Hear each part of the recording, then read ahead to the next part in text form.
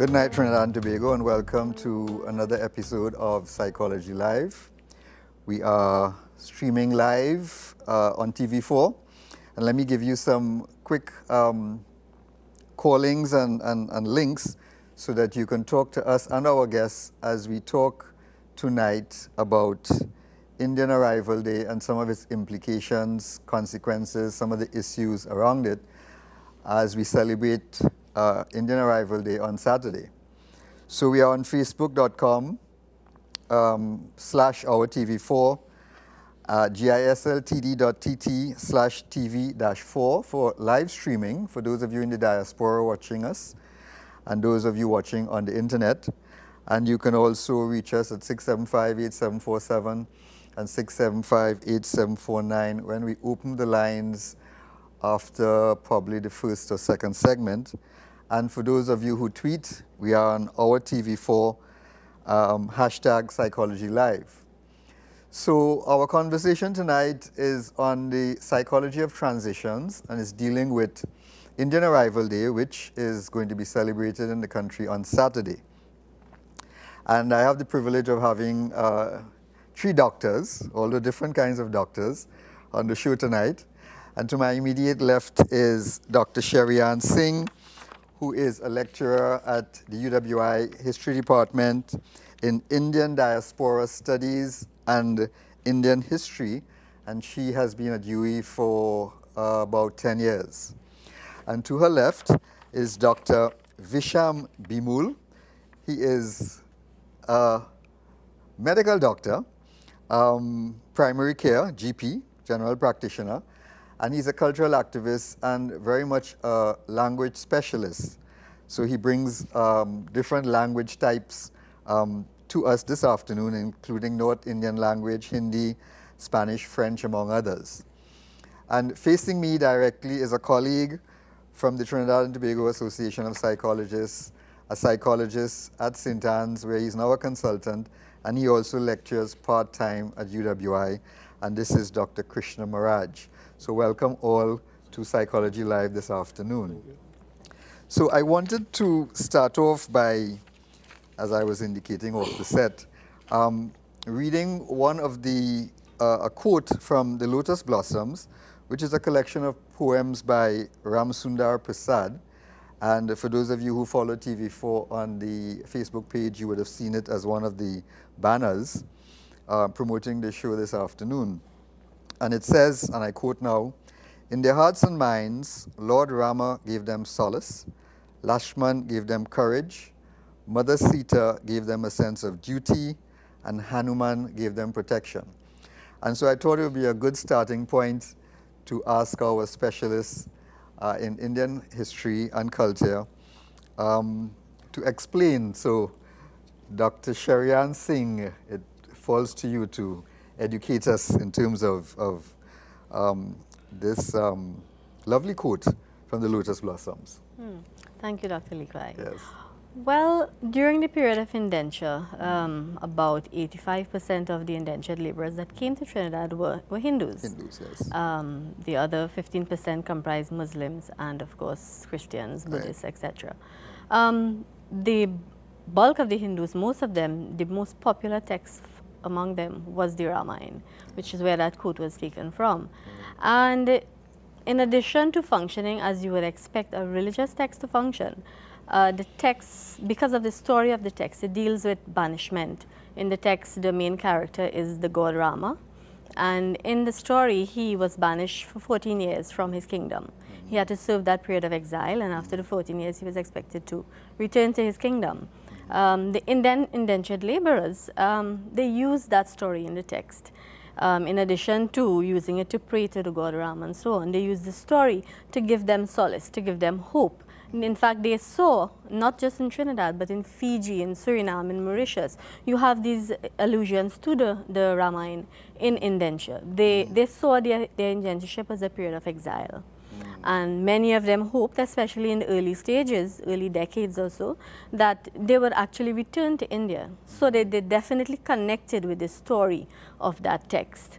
They saw their period of indenture, whether it was 5 or 10 years, as that period of exile, like the god Rama served. And they looked at the text at how he served that period with dignity. He did his duty and so on. He performed his duty to his subjects, to his wife, to his brother and so on. So they looked to emulate him at how he behaved during his period of exile. And basically they said, well, if the god could behave this way in his hardships and so on, we will do it too. We can seek to emulate what he did. So not just him, but as you said, Sita. Sita provided that role model for the women during certain periods of indenture. Lakshmana was seen as the ideal brother. So the text itself provided a framework for behavior or for conduct during the period of indenture and out of the period of indenture. So when they started the process of community reconstruction after indentureship, they looked to the text. Right. How should a wife behave? How should a husband behave? How should a brother behave? So they look to the text to provide these codes of conduct and to provide roots from which they could build community once again. So it was a source of inspiration, sustenance, solace? Definitely. All of the above? All of the above. Wonderful. Any other comments, Visham, in terms of that? Just to add to what Dr. Singh says now, when we say Ramayana, Ramayana actually talks of a Sanskrit text, but the Tulsi Ramcharitramanas was a translation of that original Sanskrit text into the Awadhi, a language that was known to the indentured laborers that they understood. So that's an important point to note from a language aspect of it, and also to look at the geographical location of the Ram Rajya, or the kingdom of Lord Ram. It was actually from that eastern Uttar Pradesh region, where a lot of the indentured laborers did come from. So that story of Lord Ram actually was a legend, a tradition, and it dictated the philosophy of how these people thought, and it also influenced their identity. Right, wonderful. Let me just give some context too in terms of Indian Arrival Day, and I know we do it every year when the celebrations come. But just to provide context, and I'm reading here from something by Dr. Kumar Mohabia, an anthropologist, and he talked about the arrival of Indian immigrants into Trinidad was an historic journey that began in 1845 and ended in 1917, during which some 144,000 Indian nationals arrived in Trinidad to work on the sugar cane, cocoa, rubber estates. As Dr. Singh said, 80+% were Hindus, 10% were Muslims, and less than 1% were Christians. And of course, in those days, we didn't have the breakup that we know now in terms of India, Bangladesh, and Pakistan. So they all came from the Asian subcontinent. One of the things that Dr. Kumar mentioned, of course, is that they weren't all laborers, and many were trained as artisans, craftsmen, pottery, jewelry, tailoring, tattoo making sweets, and of course, as you just indicated, Visham, they came from Calcutta, Bihar, Orissa, and a small number came from Madras, right? So, you know, there's a lot of diversity in terms of occupations, locations that they came from, and so on. Because I know one of the challenges that many non-Indo-Trinidadians have in terms of understanding Indian culture is to think of the community as a homogeneous group, right? Which we know is just not so. So, Krishna, you want to speak to the quote that I gave just now, or anything else in terms of? Well, I was looking at in the history of the peoples who left India to come to the Caribbean. What did they have other than the examples from the Ramayana to act as a source of external or extrinsic power, a power outside of themselves and a power higher than them? The men, for example, in the examples you quoted, had three male figures. They had Ram as the chief, they had Lakshmana, another source of strength, and then they had the Hanuman figure. So they had three powerful male ideals, and as Dr. Singh said, these provided tremendous ideals for them to follow, to endure.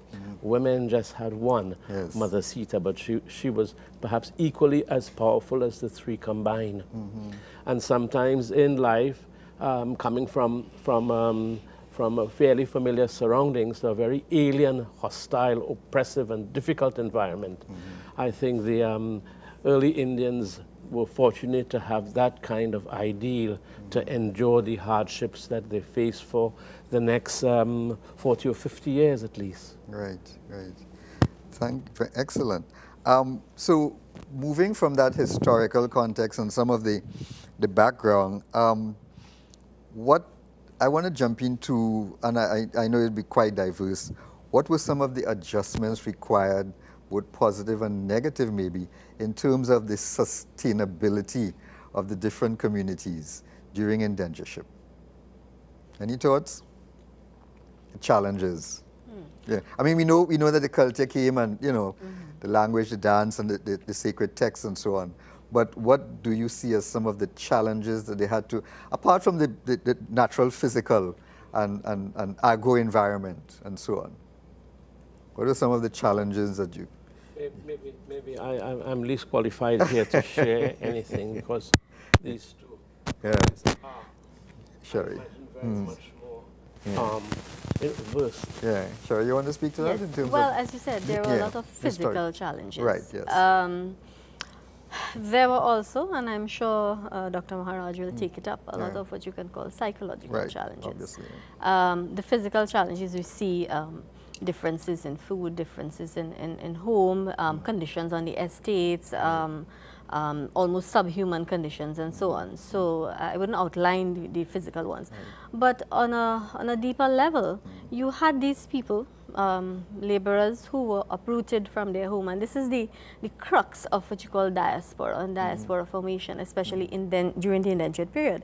They were uprooted from their homes. A lot of them came under what you can call ambiguous conditions. There is that ongoing debate of whether the Indians came voluntarily or not. Right. Still unanswered to an extent.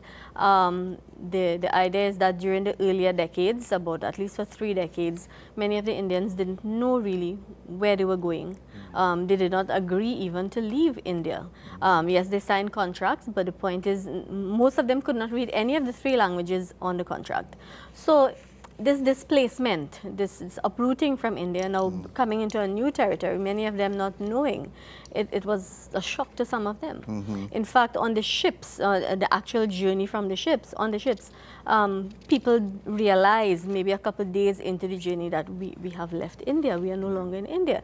And there are records showing that some people attempted suicide simply because they have realized that they're leaving India. They are going to another country. Even on the depots in India, when some people were kept there against their will, and when they realized what was going on, there were attempts made to run away from the depot. So it was traumatic, the uprooting, and then of course coming to Trinidad, and it's a totally different landscape, it's a totally different social situation, political and so on, and they were placed on the estates at the bottom of the socio-economic ladder at that time, and having to serve their 5 to 10 years, and then of course having to decide whether we leave or stay. Many of them opted to stay, most of them opted to stay because of the better economic conditions in Trinidad. But then even though they opted to stay, they still had a lot of adjustments to make now, navigating the physical landscape, the social landscape, fitting into, so to speak, which brings us to issues of identity, community formation, having to adjust on very visible levels, like the food they ate, the clothes and so on, but then on deeper psychological levels. I want to just ask, before we go to the break, we're about to go to our first break, but as she brought up identity and language, if you could link the two, in terms of, and I know there were multiple languages, the role of language and retention of language, and being able to speak your home language in a foreign country. Just to speak to what you spoke about transition, I think that's one thing I want to speak about as well, because I guess language would come into that. But and I speak from my own personal experience, being brought up as a Hindu and having to attend a Presbyterian school. That issue of the faith, religious faith of Indians and what they had to face outside, and the whole aspect of ascribing or conforming to a Christian society, coming from mostly being Hindus, was a big issue with respect to their identity, what they had to project themselves to be outwardly when they go out, as opposed to when they have to be at home. And that was a personal identity crisis for me, as I'll explain later on. But the language, people tend to neglect the fact that a language is a part of one's identity. If I were to speak you in English now, just switch to Hindustani and then French afterwards, you'd be completely confused because I would be playing with your mind with respect to my identity and where do I come from, because language speaks of where you come from. Right, yes, yes. We're about to go on a break, but when we come back, I want to continue that conversation, but also bring up the whole issue which was fascinating to me of the Kalapani and some of the British tricks that were used to get the indentured across the waters. We'll take a break. Stay with us as we talk about Indian Arrival Day.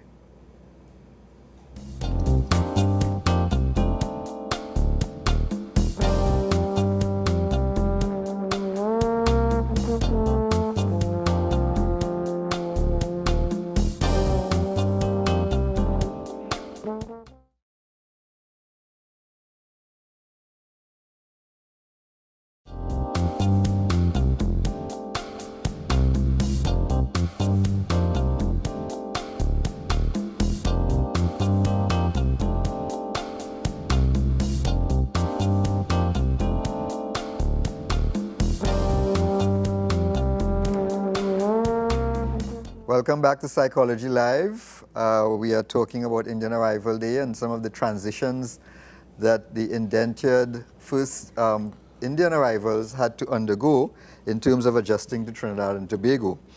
Remember that our phone numbers are 675-8747 and 675-8749, and that we are streaming live on the internet at gisltd.tt/TV-4. So my guests are Dr. Sherry-Ann Singh, Mr. Visham Bimul, and Dr. Maharaj, sorry, Krishna, who is the person on the set that I know most, right, interestingly. So, but we were talking about language and identity and culture, and Krishna, you wanted to make a point on that. It came to mind that when the Indians came on that ship, the ship is really Fat al-Razak. Fat al-Razak. Yeah, no, Fatel. Yes. Fatel Razak. Yeah. Fat al-Razak. There was a bonding of the Indians there and then, such that when they came to an island like Trinidad, they continue like as if they were family members. Since they were alone, the other members of the human race were alien to them, and that continued for a while. That's how we get the term the Jahaji Bai, Jahaji Bahin, and that continued. One of the things that, apart from it being a very traumatic type journey, I'm sure they must have suffered both acute stress disorder and PTSD of some type. They had to live in very cramped barracks without privacy, without the ability really to prepare their meals, and without having very sanitary conditions to live by, without washrooms.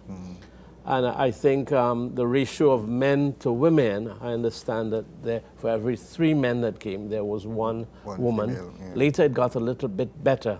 For every 2 men, 1 woman. So in the early days, in terms of man-woman relationship, I think the stage was set to have conflict. And that's where I think the homicides started to come about. If not, I imagine there must have been some times for suicide as well. Yes, yes. So, as I indicated before the break, the whole idea of the Kalapani is fascinating to me. You want to speak to that, Dr. Singh? Sure. Yeah. Now, Kalapani literally means dark or black waters. But in the Indian context, there was a very, very much deeper meaning. As you know, the Indian society then and now, it's entrenched in caste ideology and the caste system. Around 1845, that was even more so. So one aspect of the caste system was the idea of Kalapani. That is to say, if you cross the dark waters, if you cross the oceans, you will lose caste. Now, this issue of Kalapani is one of the biggest points used in the argument about how voluntary was the emigration. The point to note is that if Indians were so ingrained in the caste system, they were very much fearful of losing caste. Right. So would they have left Voluntarily, knowing that they would lose caste? But of course, some of them did leave voluntarily, especially after the 1860s. So the Kalapani, crossing the Kalapani, there was a deep fear of it, but nevertheless they did. Of course, again, back to the recruitment process. To cross this Kalapani, yes, as I said, you did have those who after the 1860s made the journey voluntarily. But initially, there was a lot of deception, trickery, schemes used on the part of the British and their recruitment processes to actually garner a shipload of Indians to leave India. For example, in the early 3 decades, the first 3 decades or so, there was the what is known as the Arkatia, who was the recruitment agent for the British. And this individual would be located in various districts and so on. You had many of them. And they would know, they would sometimes belong to a particular village, and they would know who the vulnerable people were. For example, if there was a falling out between a man and his family, he would be kind of displaced. If there was a widow, for women, widows were prime targets because widows occupied a very disadvantageous position in society. So he would know who these people were, and he would seek them out. Sometimes for women especially, there were outright kidnappings. As I said, I keep stressing in the early 3 decades. There were outright kidnappings, but then there were stories that were made up. They would tell them they would go to Trinidad, for example. One of the more common stories, they would tell them they were going to Trinidad or they would call it Chinidad. They were going to sift sugar or chale chini, which is very easy work. So they were painting these pictures of easy work, easy money, and they would lure them away, both men and women. So painting pictures, you also had, sometimes they used decoys. They would have women who, along the journey to the main depot in Calcutta, they would have these women stationed to encourage other unsuspecting women to emigrate. So, of course, a woman would tend to trust a woman more. They even had women there to lure men to emigrate also. They would tell them stories, for example, that they were going to another part of India. Now, in India, there was this tradition of emigrating to various parts of India to work for long periods of time. Various systems such as the Kangani system and so on. So Indians were accustomed, so it wasn't a big deal to leave your village to go away, to even cross a river to get to somewhere else. And in India, the rivers are large. So they were told stories that they had to go to Calcutta to cross the river, which would get them on the boat. So many, many stories, these and many other schemes were cooked up by the British to get the Indians to emigrate. I think too, and again, Dr. Singh would have done some readings on this. At the time the Indians came to Trinidad, I think they were earning or able to earn in India 0.33 cents per day. And they got invited to come to Trinidad to work for 25 cents a day. But that had its own set of problems because sometimes the promises that the Indians were not paid, sometimes very often, even upon doing a task or 50% of the task. And so there's a lot of deception. There was deception, evidently. Evidently. Okay, so the whole idea of, we're talking about different aspects of culture, whether it's language and identity, or the Blackwater Kalapani. There were certain rituals I read around the Kalapani too that the British also used to deceive, right?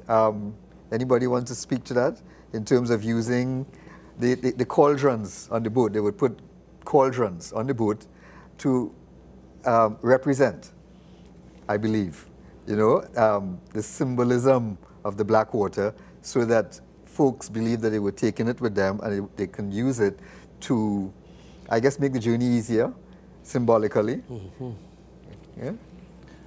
I'm not sure about that, but probably Dr. Singh could speak more, but I just want to bring linguistic point of view on the word kala pani and how we can't take, just point Dr. Singh make, we can't take it literally. Literally, yeah. For instance, banwas is a popular word used in Trinidad for exile, but it comes from banwas, one who resides in the forest. And in those days, that is what exile would entail. Right. Kala pani being black water, looking at the root of kala, comes from the term kal, meaning time, and mortality, and what we don't know after death, and the imagery of black, because what you don't know you can't see and will be black.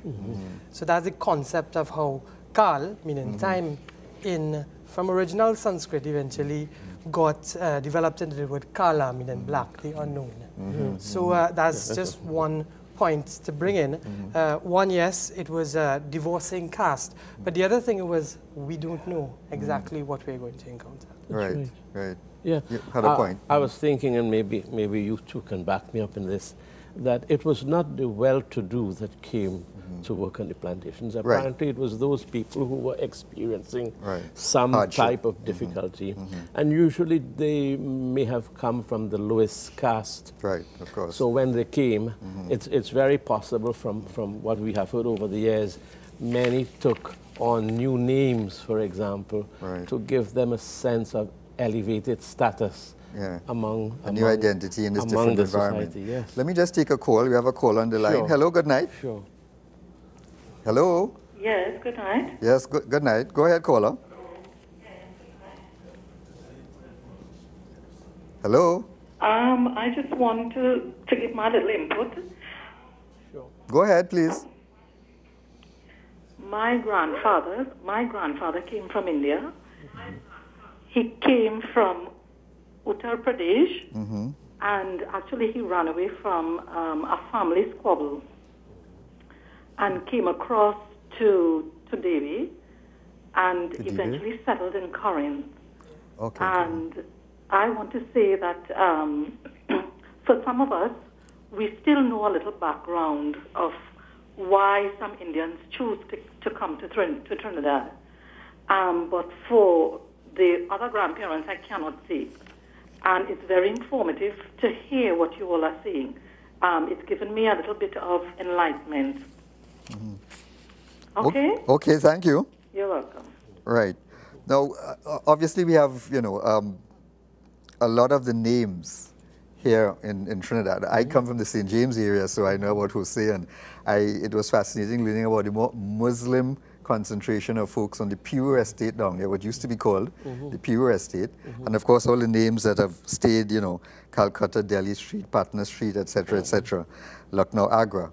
And so I get the sense from reading some of the history that even though you had Indians coming from different parts of the continent, that different groups settled in different areas and built their communities, their culture helped to sustain them, right, and so on. You want to speak to that? Yeah, well, no, I'm just saying, remembering that, they didn't have a choice as to where they went in Trinidad. Right. I think they were assigned to particular estates. Yeah. And I don't know if friends and families that were made on the ship may have had their associations broken up as well, and some went up to the to central or to south or to the northwest or something. In this case, the St. James community, it would seem from what I've read, at least 9 ships came carrying some 3,000 immigrants from Madras, and I guess based on where it docked, they found St. James to be suitable at the time. I don't know what drove it, but they said that many were from South India, where there was a large community of Tamils. The community of Tamils did come in the earlier part, but afterwards they started getting, when the British started going towards Delhi, they started getting people more from Uttar Pradesh. I think, okay, so from a language perspective, because currently what I'm doing is, because of my clinic in Pinal, which is a heavily Indian community, especially in chronic disease, they're over 85, so a lot of them still speak Hindustani. Right. I also have had the opportunity to interview some from North. And what I realize is that there are set expressions that you'd find in South in Hindustani, and you wouldn't find it up North, or you'd find a word more common in one place versus the other. So that speaks of people maybe from one particular linguistic region, maybe being recruited to the same estate. Right. But we also have to take into consideration after indentureship finished and they were allowed to move freely over Trinidad, that a lot of that would have been done away with, because the Hindustani that was brought initially was, as you rightfully said, just like the people, it was heterogeneous and not homogeneous. Right. Over time, it eventually became homogeneous, slowly, so much so that the Hindustani spoken up north was similar to the one in south. But there are remnants of the fact that there would be differences in the expressions they would use north versus south. Right, right. So the language developed depending on locality and commonality and so on from the original. I'm not supposed to be interviewing both of you, but help me understand the language of the peoples of UP when they came. Uttar Pradesh. Was, yes, Uttar Pradesh, was not a refined Hindustani. I think they call it Bhojpuri. Was that like how we have a kind of pidgin English today in terms of the grammar or the structure? No. No. So Bhojpuri Yes. actually comes from greater antiquity to standard Hindi. Okay. And you also have to understand that a standard language would change over time. Right. Okay. Let's take, for instance, the English language. During colonial times, standard English was the Queen's English. Yes. That was a southern vernacular of England. Okay. But today, when I type on my computer in my Word program, I get an American spelling. Yes. So it tells Yes. that the standard changed The over standard time. did change, okay. The standard of Hindustani during 1845 coming up was different after the independence of India. Okay. And the standards known to the indentured laborers was not the Khari Boli of today, which is the term standard or Shuddh Hindi. It was actually the language of the Ramcharitramanas, which was Awadhi, and it was Braj Bhasha, which was the language of Mirabai and Surdas. So these were like the Shakespearean varieties of Hindustani. Right. Sure. So again, just diversity. I want to, because we're running out of time, I see the time just going by and it's so fascinating. We know that the role of culture in terms of holding a people together, the familiarity, language, dress, dance, you know, everything, music. What would you say, and I want to bring it forward now a little bit, in terms of more contemporary Trinidad and Tobago and generational issues, are some of the stressors that the Indian community, diverse as it is, right, maybe dealing with in terms of some of the generational issues. We're more modern. Trinidad is a lot more fast-paced than many of the other Caribbean islands. We have oil and gas, as we know, you know. What are some of the challenges that diverse Indian communities, families may be dealing with in terms of modernity especially? If I have to answer that question, I have to look at it within the context of what Trinidad and Tobago understands as culture. Right. I remember my English teacher telling me that Dr. Eric Williams was the only person he knew in a public forum use the word culture as it should be used. Meaning what? Good. So when you talk about Trinidadian culture, what comes to mind? Carnival, Right. mass, steel pan. But these are just aspects of it. Right, of course. Our culture is what we live on a day-to-day basis, Right. and even within the Indian community. Looking at the Indian community specifically, there is that aspiration towards maintaining your identity. Right. And the fact that there are so many Indian radio stations, the fact that they still listen to the songs, even though they don't understand the language, speaks to that. But you also have to look at the differences in the older generation and the younger generation. Globalization is a big factor, and you have to look at where they see themselves, because I could tell you something with respect to language. My nieces and nephew and children of their generations, they don't really speak so much Trinidadian English anymore. It seems to me an American vernacular because of the media and Right. globalization. Yeah, yeah. And that in itself speaks to how this culture is evolving. And it also speaks to us as Trinidadians. Yes, we have things like KFC. We have all these fast foods. We have all these aspects that seems to be more of a Western North or American influences. influences. But then are we losing ourselves? Should we rediscover what is culture? And should we redefine ourselves or define ourselves as what it is to be a Trinidad and Tobago Indian? Whether you're from the Indian diaspora or any other aspect of the Trinidad population. Yeah. My dad is 92 years old. And sometimes he would tell me that back in his day when he was a young man, Indian weddings would take place any day of the week, and it would be for about 3 or 4 days, lots of ceremonies.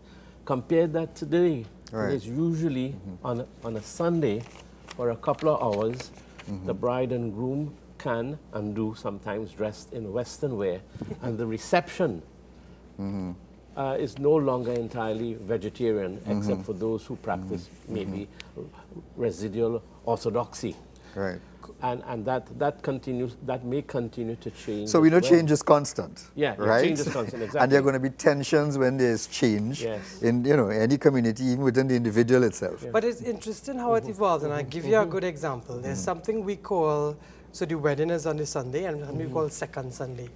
And sometimes you have to think about where that would come from. Now, remember, indentureship or shortly after, marriages were done at a very young age. Right.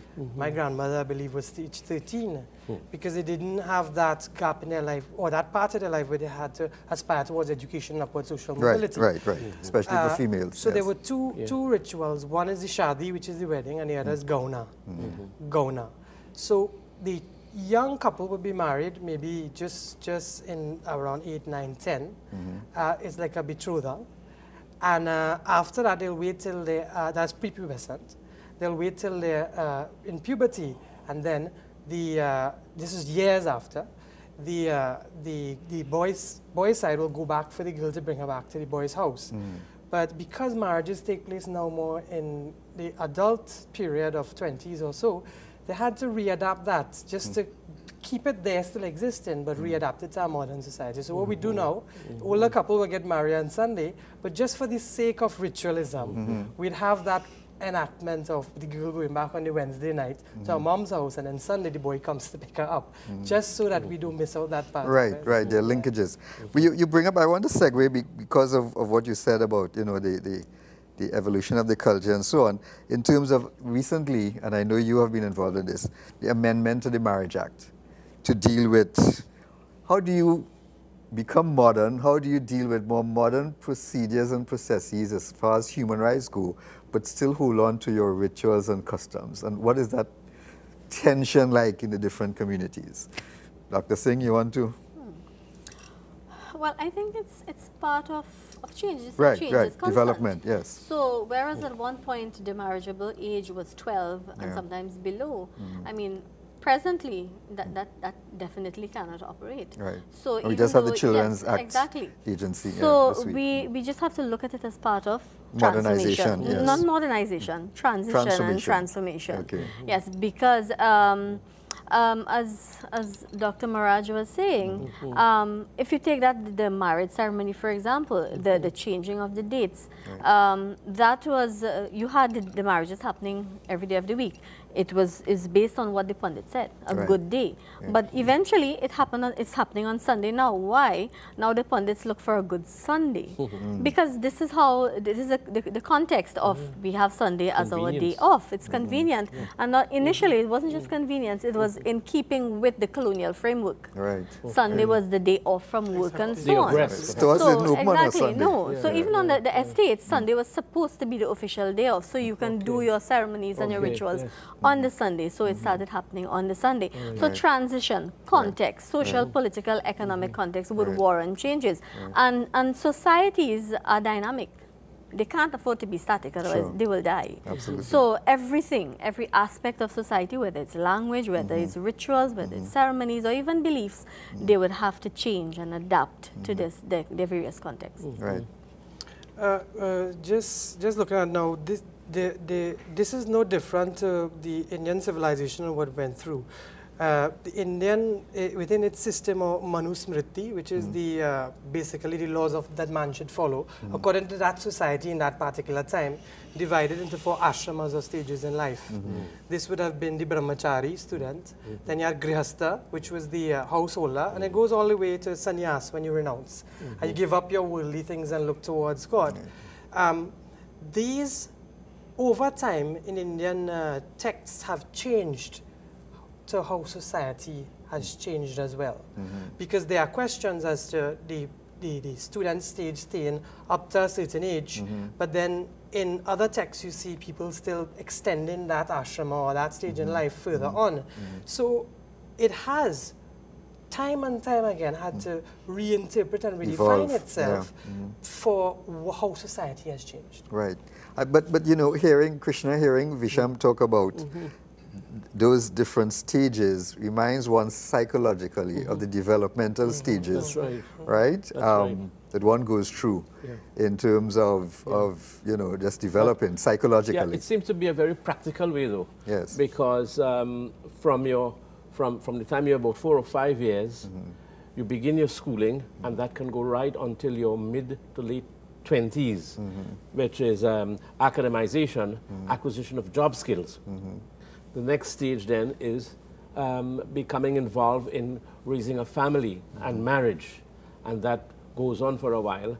And then the last stage you mentioned is the post-family stage, is where now you may hand over to your children your assets, your business, and you still have to keep something for yourself, so don't forget that.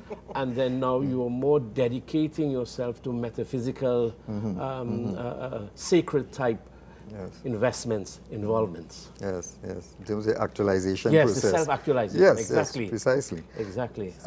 Interestingly, again, we're coming to our last break, but I want to get our minds now to, you know, I guess more contemporary, as we've been going there, Trinidad and Tobago, in terms of the challenges of adjustment, the generational issues that you talked about, right? And of course, some of the psychosocial pressures, right, that we're all dealing with in terms of traffic and crime and everything else.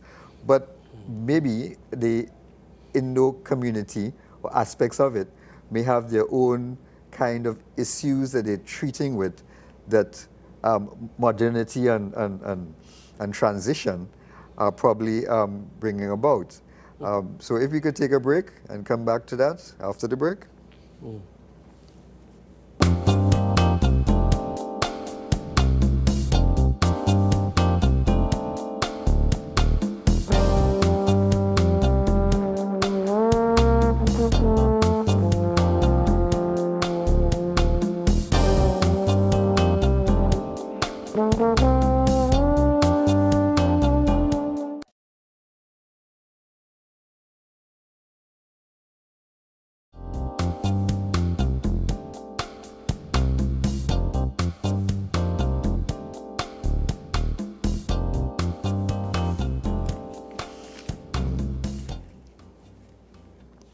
Welcome back to Psychology Live. We are talking about some of the transitions that the early indentured Indians had to deal with in terms of transition into Trinidad and Tobago in 1845 when the first ship came here, and then subsequently.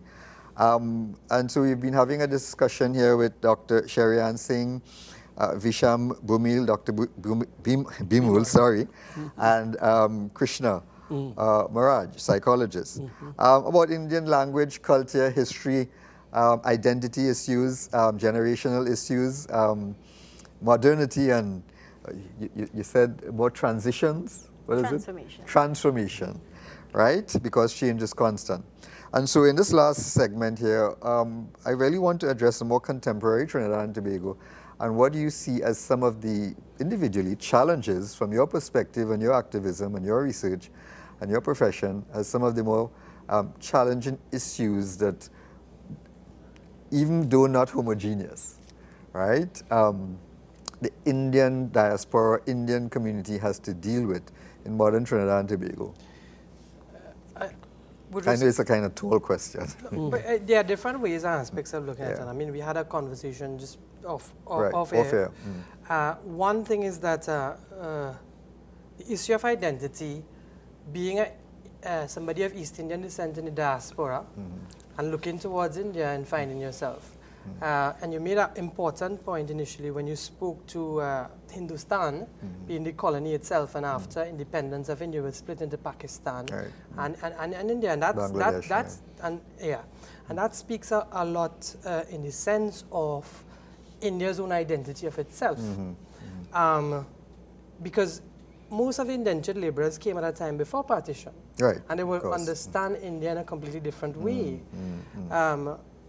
And I noticed this even in my conversations and with my grandparents when I was growing up, is that they would speak of India, yes, but by the time they were around, we had our connection with India through the media.